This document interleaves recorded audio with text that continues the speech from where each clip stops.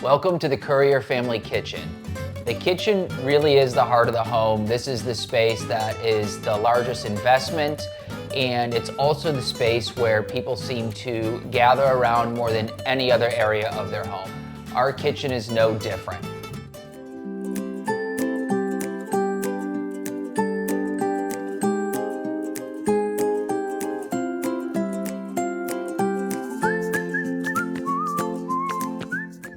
We remodeled our home, expanded the floor plan, and actually took it down to just 2 walls. And when we first purchased the home, the kitchen was actually situated in the front of the house, and it was a galley kitchen.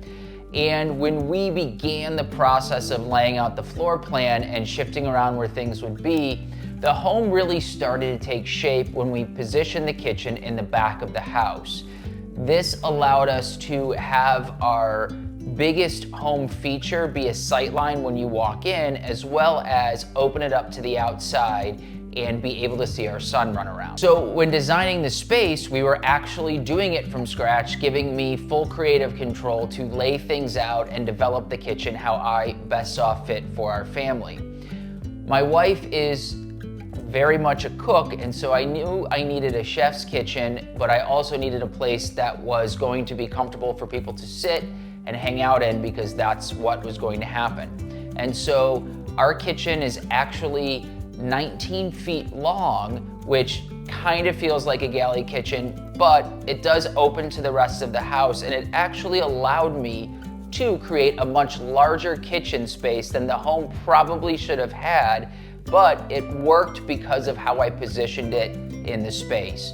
And so the kitchen consists of a main working wall, a very large island that is prep space as well as entertaining space, and then on the other side is going to be a full wall of cabinetry that is our coffee bar section as well as pantry storage. So you've got 3 distinct sections of the kitchen, and this lends itself to really good flow even though it is a longer and more narrow kitchen. Once I decided how things were going to be positioned, we actually started to create the look of the kitchen from the ceiling down. I wanted to match the pitch of the ceiling that was in the rest of the house, but have it turned in a different direction so it fully designed the space.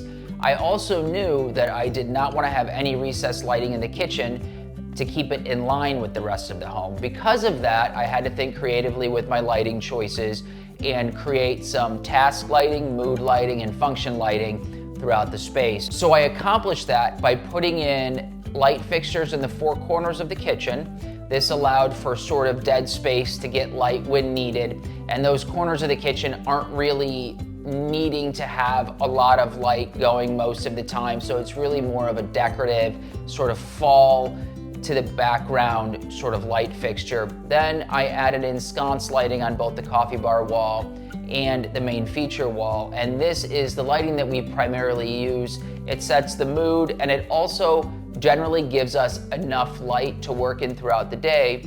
And then we did 3 larger pendants over the island. Our island is almost 14 feet long, and so this lighting is more oversized, and that was to avoid having to put 4 light fixtures in and having it feel too busy. And so between those 3 sets of lighting, we actually didn't need to put in any recessed lighting, and we have more than enough light no matter what time of the day it is. On the main wall, I knew that I wanted the oven to be the centerpiece. This is where everybody was going to sit while meals were made, and so we have a 4-foot range. It's a dual fuel option, and it has 2 ovens and then 8 burners on top.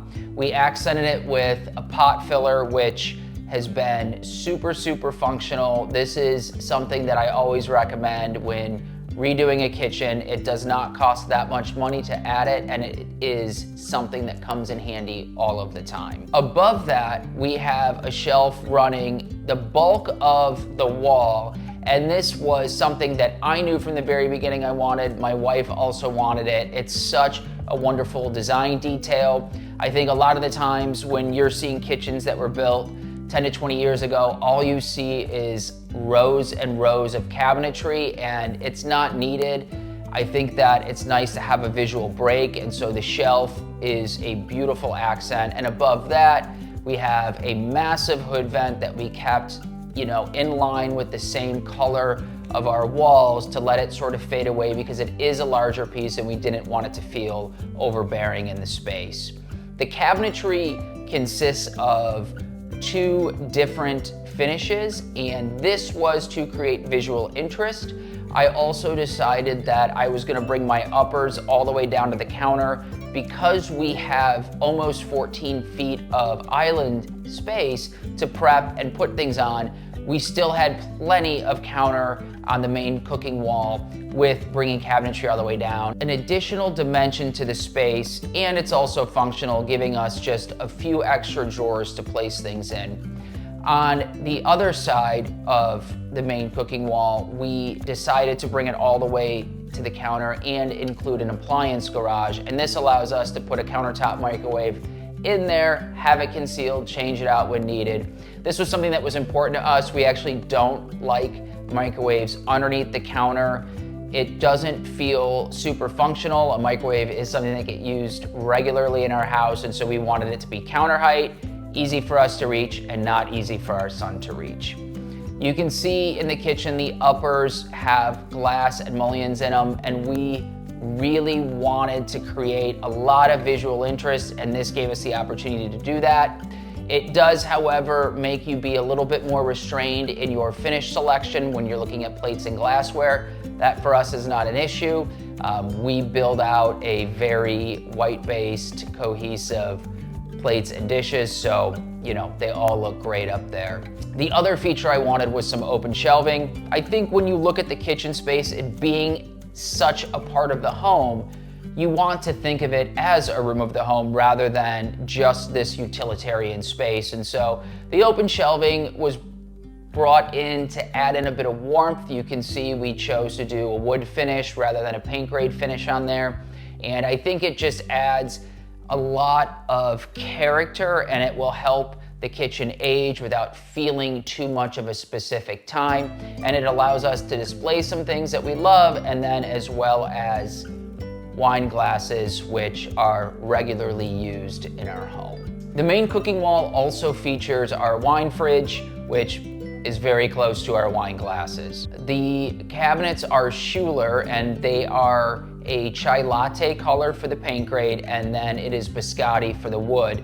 We did a mixture of doors and drawers, and we accented them with an antiqued bronze handle, pull, and just kind of switching it up, but having the same finish gives it a cohesive and timeless look. The countertop material we selected was porcelain for the main cooking wall as well as the island. We really loved it because it had a ton of movement in it. It had the exact color tones that we were looking for, and it's such a statement piece, especially when you see it run up the cooking wall up into the open shelf. Our island, we did all Biscotti when facing it from the seated side or from the ends, and it gives a very warm feeling in the space. And then on the working side, we did it in the chai latte finish, and that was just to sort of have a mix of color, but still giving it something that feels calming to the eye. When we finished the space, we knew we wanted to add in fourth layer elements to really make it feel like a part of the home. So when you look in our kitchen, you'll see some menus from decades ago when my wife and I had dinner at some of the nicer restaurants in Chicago when I was trying to impress her. You will also see some random pieces like a coffee mug with a quote from David Bowie, which our son is named after, and just little items that make us smile when we come into the space. So at the end of the day, though, everybody's favorite feature of the Courier Home Kitchen is the fact that we put in a La Cantina door, and it opens up completely to the outdoor space, which in Los Angeles, having full indoor-outdoor living is the dream. So that is the Courier Family Kitchen. I hope you enjoyed this in-depth tour. If you have any questions, feel free to comment below. Like and subscribe if you want to see more content around details of our home.